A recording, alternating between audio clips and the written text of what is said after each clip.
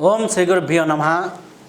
సంబంధ బాంధవ్యాలు అంటే భార్యాభర్తల మధ్య అనుకూలత, భార్యాభర్తల మధ్య సఖ్యత పెరగాలంటే మన శ్వాస విద్యలో స్వరయోగంలో మనం ఏది ఉపయోగించుకోవాలి అన్నప్పుడు స్వరయోగంలో చంద్రస్వరాన్ని ఎక్కువగా ఉపయోగించినప్పుడు భార్యాభర్తల మధ్య అన్యోన్యత అనే విషయాలు బాగా పెరుగుతాయి, సంబంధ బాంధవ్యాలు ఎక్కువగా ఉంటాయి.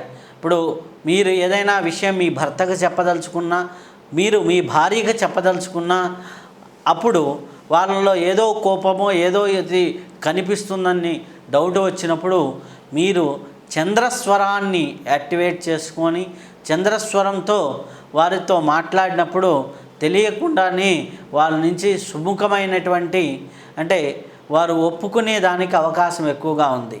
కాబట్టి చంద్రస్వరంతో భార్యాభర్తలు మాట్లాడుకున్న చంద్రస్వరాన్ని ఉపయోగిస్తూ ఇంట్లో దగ్గర అంటే కుటుంబంలో ఉన్నటువంటి వాళ్ళతో ఎవరితో మాట్లాడినా మనకి ఒక సౌమ్యమైన సానుకూలమైన దృక్పథాన్ని మనం అందరికీ పంచే అవకాశం ఉంటుంది.